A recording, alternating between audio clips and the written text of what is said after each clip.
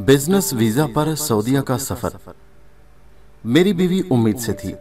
जब डिलीवरी का वक्त नजदीक आया तो मैंने उसे PNS शिफा में दाखिल करवा दिया। रोज जाता लेकिन कोई नतीजा निकल ही नहीं रहा था। तीसरे दिन शाम को भी कोई आसार नहीं थे। अगले रोज मैं सुबह उसका नाश्ता लेकर गया तो वो सीढ़ियों में बैठी थी। पूछा, सीढ़ियों में क्यों बैठी हो?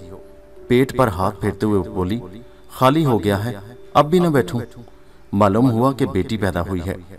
कहने लगी, चलें अंदर और बेटी को देख लें। मैंने कहा, नहीं, तुम यहीं बैठो, मैं अभी आया।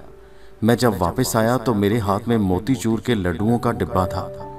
पहला लड्डू बीवी को खिलाने के बाद बारी बारी सबके आगे कर रहा था कि एक मोहतरमा बोली, लो आज नई बात देख रहे हैं, भला बेटी के पैदा होने पर लड्डू कौन बांटता है?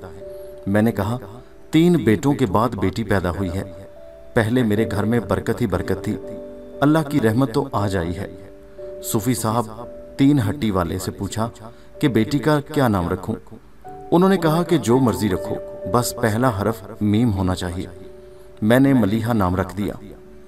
यह दिसंबर 1979 की बात है। रमजान शरीफ के मुबारक महीना में सऊदीया का बिजनेस वीजा लगा तो मैं बीवी बच्चों को अल्लाह के हवाले करके जहाज में सवार हो गया। जद्दा में एक दोस्त के घर क़याम किया। मैं जुमा के रोज वहां पहुंचा था। ये एक शराकती रिहाइशगाह थी। घर में कुछ मर्द हजरात इकट्ठे रहते थे। सबसे तारुफ हुआ। एक कमरे में एक टेलर मास्टर को सख्त बुखार चढ़ा हुआ था। पूछने पर पता चला कि ये हजरत जुमा की नमाज पढ़ने गए थे। नमाज के बाद मस्जिद के बाहर चबूतरे के गिर्द रश देखकर ये भी तमाशा देखने रुक गए। हरम शरीफ में जिन दहशत गर्दों ने कब्जा कर लिया था और बिलाखिर पाकिस्तान से मदद मांगी तो जनरल ज़ियाउल हक ने मेजर मुशर्रफ, बाद के जनरल परवेज मुशर्रफ की सरबराही में पाकिस्तानी कमांडोज का एक दस्ता भेजा था, जिन्होंने कमाल अक्लमंदी से हरम शरीफ में पानी भरकर उसमें करंट छोड़ दिया और फिर जबरदस्त एक्शन करके सबको जिंदा गिरफ्तार कर लिया। आज मस्जिद के बाहर उनकी गर्दनें तलवार से उड़ा दी गई थी। गर्दनें काटने के बाद लाशों के टुकड़े करके नफरत का इजहार करते हुए उठा उठाकर ट्रकों में फेंका गया। टेलर मास्टर साहब ने वो सीन देखे तो बर्दाश्त नहीं कर सके और घर पहुंचते पहुंचते उनको तेज बुखार चढ़ गया था। उनके घर ही एक डॉक्टर साहब से मुलाकात हुई। वो मक्का के करीब ही रहते थे। उन्होंने कहा कि मैं इनके साथ ही चलूं तो मक्का में वो मेरी रिहाइश का बंदोबस्त भी कर देंगे और मैं उम्रा वगैरह करके जितने दिन चाहूं वहां रिहाइश रख सकता हूं। मैं फौरन उनके साथ हो लिया।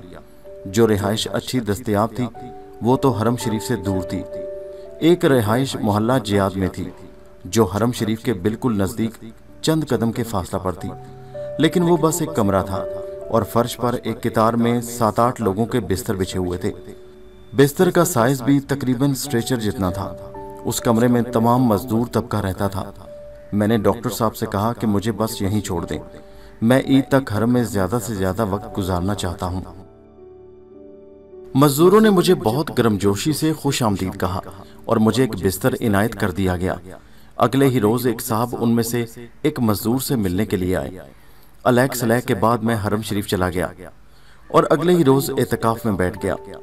एतकाफ के दौरान ही मुझे एक रोज खाना लेकर आने वाले ने एक चिट्ठी दी जिस पर लिखा था, मैं बाबे फारूक के बाहर चांद रात को आपका इंतजार करूंगा।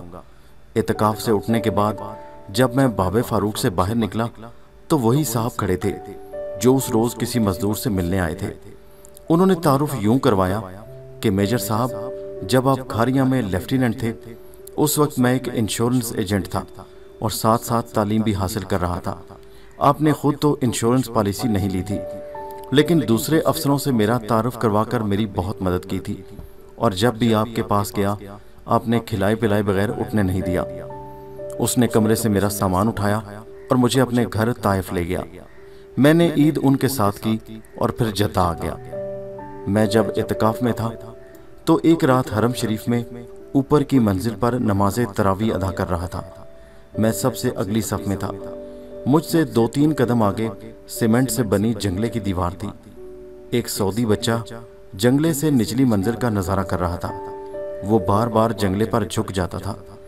हम पाकिस्तानी जब हरम शरीफ में जाते हैं तो हमारी नजरें मुश्किल से ही खाना काबा से इधर उधर होती हैं وہ بچہ کیونکہ خانہ کعبہ اور میرے درمیان حائل ہو رہا تھا، اس لیے لامحالہ وہ بھی میری نظروں میں آ رہا تھا۔ میں نے دیکھا کہ اچانک اس کے پاؤں زمین سے اٹھ گئے تھے۔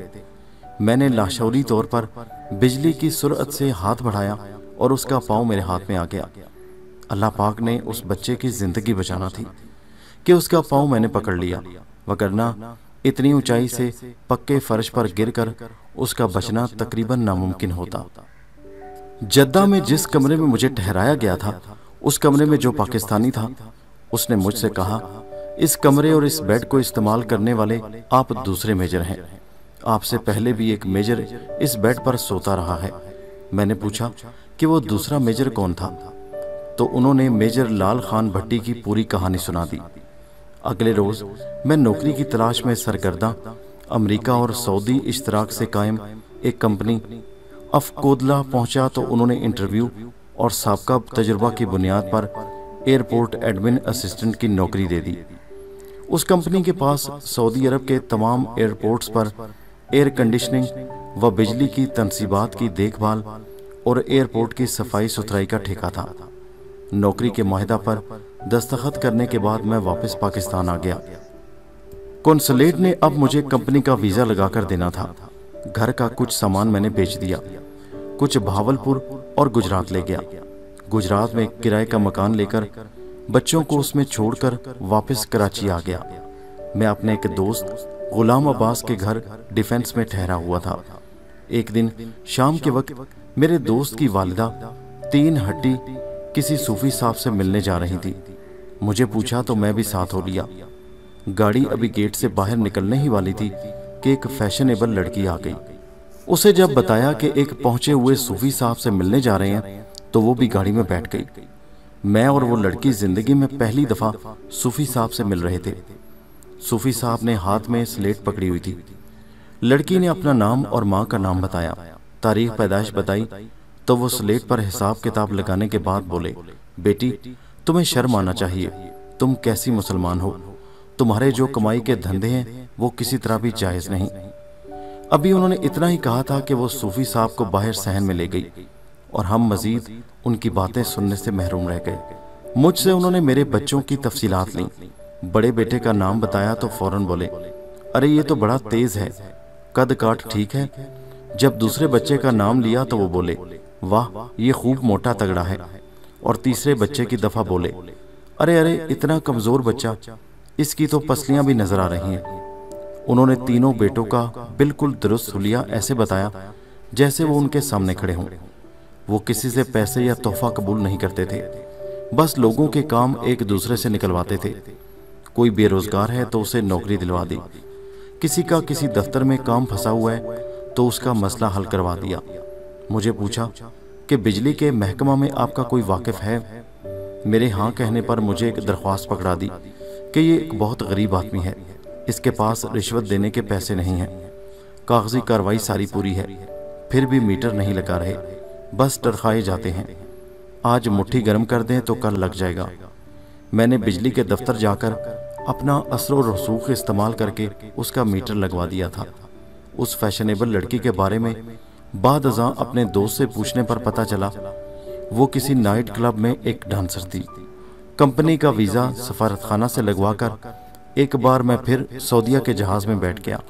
اس بار میرا ٹکٹ بھی کمپنی نے دیا تھا۔